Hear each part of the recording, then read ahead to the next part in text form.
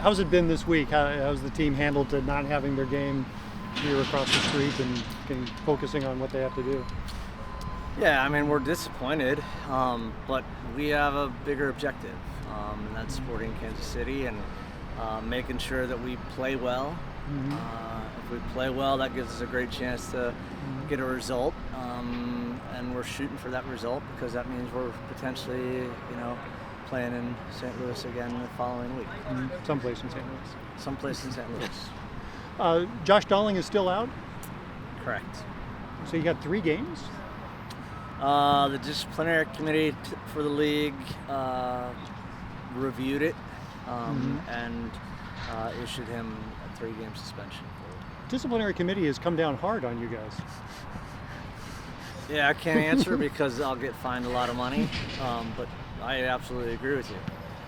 I mean, that's 2 3-game suspensions and 1 for you, and yeah. If you look around the league, it hasn't been equitable, and for whatever reason, we're being dealt with pretty harshly and severely, and it doesn't seem fair. I know I'm biased, but it's hard to take. Did they just think it was like the severity of the foul? They don't announce it like they do at the MLS level as to what's going on. Yeah, I mean, I can't speak to what that process is there. I know that they have a committee that gets together and made that assessment. Again, I need to be careful, but they look at things on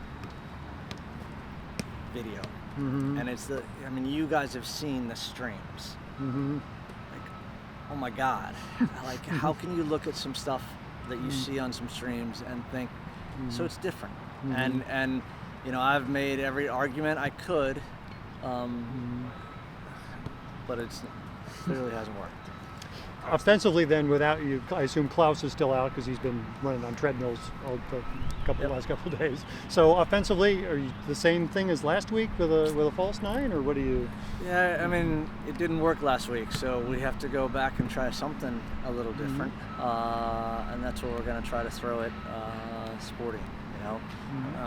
We potentially need to find something for that playoff game too, because Josh would still be out for that first playoff game. Is there any other? I don't think there's anyone else who's obviously a candidate to be a striker. I mean, I think you look at Dita Armstrong, who scores his first goal last weekend, and that's great. Caden Glover, who got minutes last week.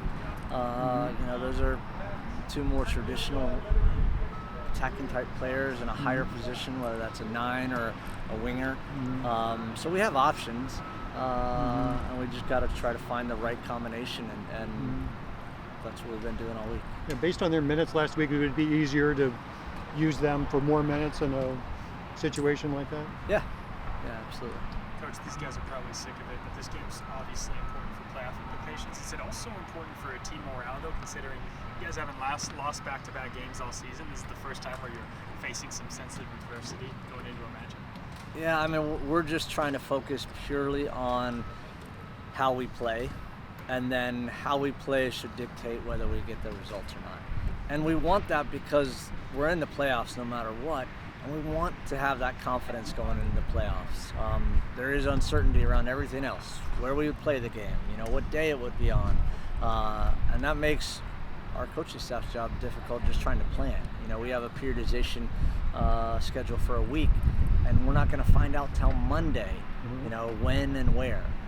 So we're just going to have to deal with all those things to the best of our ability. Thank goodness we've had a lot of questions asked of us in recent weeks. So I feel like from that regard, we are well prepared. You played Sporting KC twice this season already. What did you learn from those games? I think they've both been really hard games. They're playing out of a 4-3-3, which makes our system, it's one of the more challenging tactical systems for us to play against. Ike Opara and Benny Fallhaber, the 2 coaches there, Benny the head coach and Ike the assistant, I know them really well. I think they've done a great job. They have brought down first team players, so they play Saturday night at home. I wouldn't be surprised if we see some first team players because we are their rival, and next year it's going to be ramped up to a huge degree. But between us, like, I mean, if you know Benny at all, you know that he has already got his team ready and motivated, and probably using the fact that we're not playing in Centene even more than I am. I'm stressing, hey, we just deal with it, and he's probably using it a lot more than I am. So I think we're going to get a hard game, and it's the third time we played them this season, and which is never easy. So a lot on the line for us, a lot of pride on the line for them. Expect a really hard game. Any of the injured guys potentially back? Leuven or could Nielsen No, play? we just goes back to what we talked about, that our objective with the guys that arrived later, specifically Europeans, was really to bring them in and have that preseason, and then the risk versus reward to them. They're here for a reason, which is to play for the first team in 2023. And our City 2 players that have been with us in January, they're the people that got us in this position in the first place. So we want to be cautious in that way. And, we've tried to make some decisions heading into the playoffs that would reflect that. Can you talk about the decision to start Michael Creek in the last game and juggling 3 goalkeepers? Yeah, when you're a developmental squad and you're trying to get guys minutes, I mean that's the answer. But how you do it is really important. So we put the developmental piece ahead of the performance and result piece oftentimes this season. We did a lot, to be fair. And sometimes we've had, for the most part, we did have success. But then as a coach, you have to be very patient. You have to sit on your hands and realize, okay, and not that Michael did anything wrong, by the way, but those type of decisions, whether it's playing, a young guy or bringing in a goalkeeper or rotating 3, which is what we've done. I mean, Ian's played great too. That's a decision for us to really try to think big picture about where do these guys go next year, and how can they really help us. Dita scored a goal, so that's another young player that's team. Yeah, really happy for Dita. To go more into the weeds on that, like, he has played 2 really good games with our UPSL team, and that meant that his confidence was up, and he came back to us and he showed that in training, which means got our idea that maybe he's ready to get some more minutes, and he did, and really pleased when you see that happening. A young player that takes advantage of that opportunity, and scoring a goal in your first one in a professional game, that's a big deal. Assist from Caden Glover too, by the way. Right. So that was nice. What did you think of Caden's performance? I was happy with Caden. I mean, it's an unknown. He has not played above U17 up to now. So for him to go in that game, that was a big ask, big moment. But I thought he did really well. So happy for him, and the St. Louis pipeline of traditionally having fantastic players is continuing, and we're seeing that right before our eyes right now. Anybody other than Ezra? Anybody? Josh with the card? Anyone else? Anyone injured or out? Unavailable? Not that I can think of, but yeah. But it's Friday. It's Friday. So. Just for kicks, you mentioned the St. Louis pipeline. Josh Sargent making the final. Yeah, I'm international so team happy. squad, at least in this international group. I mean, Josh and I are super close, so I'm so happy for him on a personal level. Like, there's few people that I root as hard for as I do for Josh. So it's awesome. Where does that go back to? Where did you 2 first? I coached him on the under-17 national team. Had him in the residency program for 2 years, and so that under-17 team, they played in the World Cup in 2017. It was a special team, special group, and Josh was one of the leaders and players and catalyst for us being both a really good team on the field, but having a great culture and environment off the field. So he's a wonderful person. I know his wife, who's from here, and they now have a family. Just a great story all the way around. His life is good otherwise? Yeah, can't complain. Good. I've seen your office now. I know where your office is. All right, you can track me down. So Josh, what's this week been like for you with the highs and lows? Not finding out you're playing at the stadium, big game coming up. How's it all gone? I think it's going well. I mean, look over there. Guys are enjoying themselves still. We come in here every day, we train as hard as we can, and get ready for the next game. Obviously, it's disappointing with not being able to play in the stadium, but that doesn't affect us. We still have a job to do. We still have a match to win, and so for us, that's all it's about. Just winning our next match and getting the result that we want. So the disappointment is while there is not carrying over. Yeah, no. I mean, again, getting to play in the stadium, it's a bonus. And again, as a human being, like when you have an expectation, it doesn't happen. A little bit disappointing, but it doesn't affect us in any way. It doesn't take from what we're doing here. It doesn't take from our goal. At the end of the day, it's another soccer match that we have to win. Obviously, a big game coming up. No matter where it is on Sunday, you really need to win this one. What do you, after 2 losses, what do you got to do? Yeah, no, I think as a team, again, you've seen it over and over this season. It's a tough team. It's a team that will respond. We know what we have to do. We've been prepared this whole week, and we've been ready for this game. But again, we know ourselves, we know how good we can be on any given day, and so we have that confidence going in, and we have full confidence in ourselves that we're going to get the result that we want to need. Is it offensively? What's been missing for this group? Again, it's. I mean, teams go through tough times, and if you want to call it that, I don't think there's anything particularly wrong, in the group or with the group. It's just, again, we'll pick ourselves up and go. Unfortunate in the last 2 games, but we know and we have the full confidence that we're going to come back in this game and get a result. Yeah, you guys have faced adversity in a couple different ways throughout the season, but you guys haven't lost back-to-back games all season. This is the first time you guys have experienced that. Is this almost, in some sense, a good opportunity for you guys to really see how you can bounce back after some tough times? Yeah, it's a good opportunity. I mean, it's always a character test, and I have full confidence in this team that we're going to respond. It's a group that you see guys that are working every day to address things that are not going well, guys that are willing to go the extra mile to make sure that as a team we're getting the results. And so, yeah, these things happen in sports. If you've been around it for a long time, as a player, as a fan, as a media person, whatever it is, like you see these things happen to even the best of teams. And we know that. We accept that challenge, and we come out here every day working towards becoming our better selves. And I think, again, any given day, when we do what we do, or when we play how we want to play, there's not going to be many teams that are going to be there. So confidence, that we're confident that we're going to go in and get a result. As a team played, do you want the way you want to play the last 2 weeks? Yeah, I mean, it's you look at the Houston game, for instance. It's a game that, if you're a statistician, you look at the stats and you go, well, this team should have won. But again, soccer doesn't always go that way. So, yeah, it's tough because I think guys, we're trying. We're playing our hardest, but sometimes, as you know in soccer, you can dominate a game for 89 minutes, and then the 1 minute that something happens and you lose the game. So it is what it is. The past is the past for us. It's we learn from it. We're not gonna run away from it, and we're not gonna hide behind the curtain and say things are not happening. But at the end of the day, we know that we're capable of doing good things, and we've done it throughout the season, and that's what we're excited to do on Sunday. Happy to not to be at home, to not be on the road. Oh yeah, no doubt. Really happy to be home, to be with our fans, and to be with everyone again. Because it's been a while. It's been a while, and it's been a tough stretch. But we're really looking forward to the home game and closing the season down.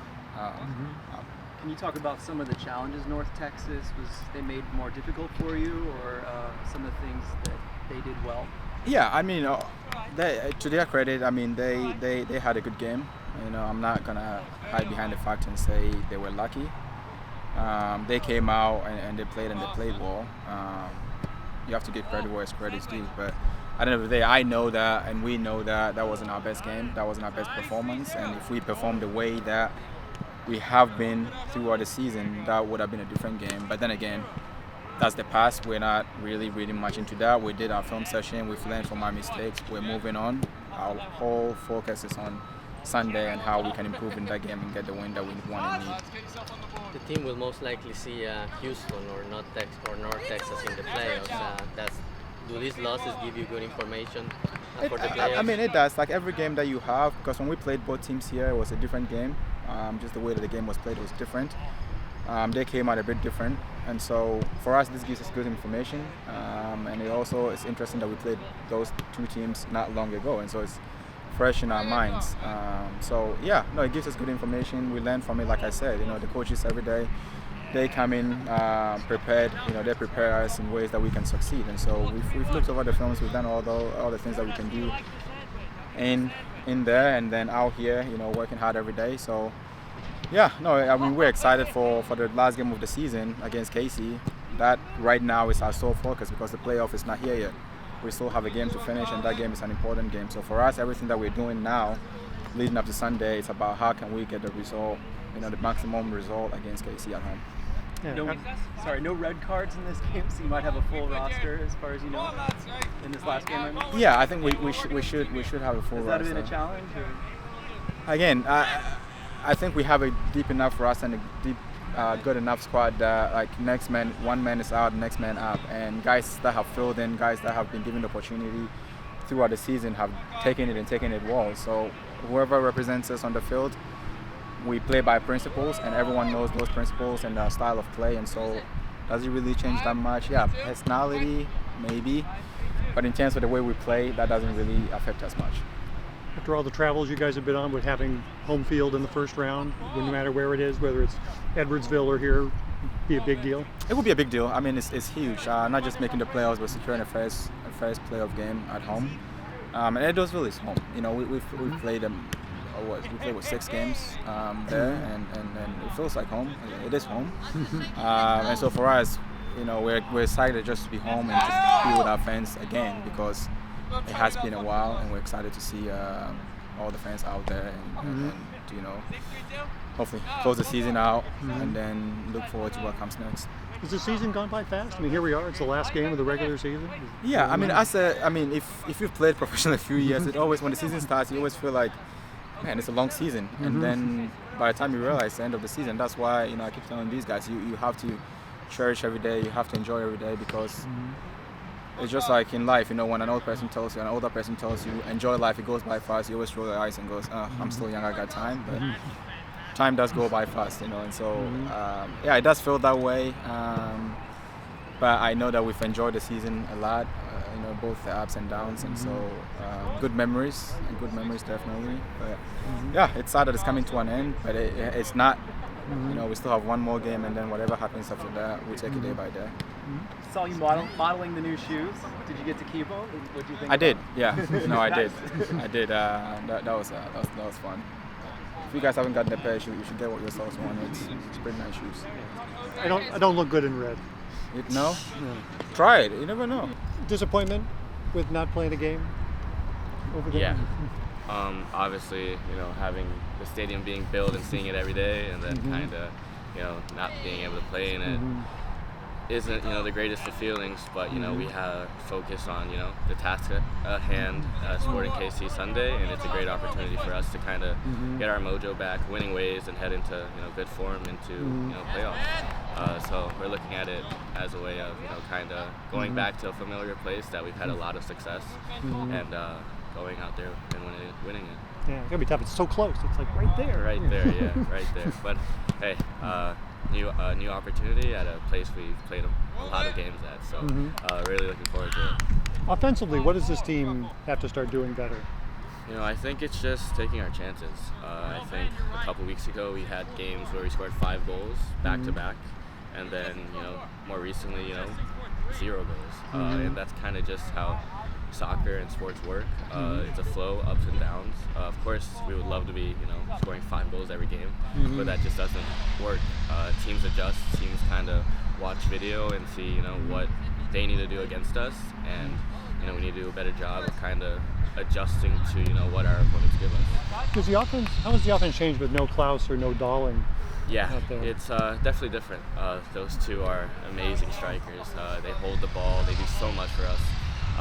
Things that you don't even really notice, just defensively, offensively, winning second balls, and kind of allowing us 10s or guys behind them to do our thing, to giving us more freedom. And then without them, it's definitely taken a hit, and we've definitely had to adjust to that. But we're slowly starting to kind of find what we need to do without them. So yeah. Does that put more pressure on the wings and you guys to make things happen? Not necessarily. I think we're just looking at it as a way to grow as a player, as a person. Finding ways to not play with a traditional number 9 and still kind of getting the results and trying to score goals without them. So yeah. Because you mentioned there's plenty of ups and downs in a season, but in reality, I asked Josh the same question. You guys haven't lost 2 games all season back to back. What do you think this does for your team? Can you see it as a positive in terms of seeing how this team can come back off of losing skid, if you will? Yeah, like you said, I think me and Josh can both speak. We've both been a part of teams that have, not had as great as results as we have had this season. And I think that's just a testament to everything we've done this season. But there's still, a couple more games left, and we did lose 2 games back to back, but I think that just gives us a chance to rebound. And every game so far that we've had this year, after a bad result, we've responded. This was kind of the first game that we haven't had that response that we usually have, and I think it's just all going to come out on Sunday. We're going to come out fine. I can feel it. Talking about the different lineup and the attack, especially late in the last couple games. What about the pressing system? Is there some strangeness as far as figuring that out as well? I think we're a team that sticks by principles. We go by our principles, we die by our principles, and nothing changes there. I think we've shown it all season how good we are, and how teams respect us.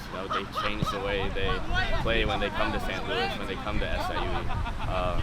For example, teams who usually possess it kind of go direct, route 1, when they come here, because they know we're going to press them and hopefully, pick them off high up the field and score. So I think nothing changes there. We're going to stick by our principles and follow the game plan, and usually we have a lot of success when we follow the game plan. You mentioned the attacking or the 10s. Yeah. I guess I'd like to just kind of hear what you guys, do you all refer to yourselves as 10s, whether you're playing wide or right, or is that just you, or I'm just curious? Yeah, so I guess in our system we consider ourselves playing with 3 10s, a central 10, a left 10, and a right 10. So all of us are kind of interchangeable, kind of similar playing styles and whatnot, but we have the responsibility as a 10 to kind of create, play make for the team and create chances, score chances. So I think that's why we go by as 10s. And it was cool to see you and Ostrak especially seemed to flip a lot early in that game. I guess that felt very natural. Was that fun? Yeah, for me personally, I've played 6, 8, 10. Now out wide, comfortable at any of those spots, and I think he's the same way. He's very versatile, great player, and it's very seamless when you have guys like that around. So yeah. So do you only do even numbers? I mean, Yaro's a 3 technically, so not necessarily. Playing Kansas City, you've seen them before, and you know them well from history. But what are you seeing for this Sunday? Yeah, can see some familiar faces, some really familiar faces. Benny Philhaber, the head coach, and Iko Parra, the assistant coach, 2 guys that I've been lucky enough to play with and share a locker room with, guys that I have the utmost respect for. Benny being, arguably one of the greatest 10s that, America has produced. Just a guy that, coming to KC was the guy that I try to emulate a lot. His personality, his swagger, kind of how he went about his business, was the guy that not just myself, but every kid in the KC Academy kind of looked up to, And then Iko Parra, I mean, if it wasn't for injuries, he would arguably be still one of the best center backs in the league today. I mean, if you see him on Sunday, he'll look as fit as can be. I think he won, 2 defenders of the MLS Defenders of the Year. So those are 2 guys that, those kids and guys at KC are very lucky to have, because the amount of soccer knowledge that those 2 have combined are unreal. And also, my brother works for the team, so Yeah. it's going to be good to see him. Probably, go out to dinner after the game. Hopefully, I know we will win, so I'll have the upper advantage there to kind of talk a little smack. But yeah, always good to see those guys. Do you talk to your brother before leading up to the game this week? Yeah. We're very close. We lived together in KC, so we shared a lot of good moments together. a little different now that I'm not living with him, but you know, we still talk every day and kind of keep up with each other. It's a family business, like we kind of say. All 3 of my brothers, or 2 of my brothers, you know, play soccer. So yeah.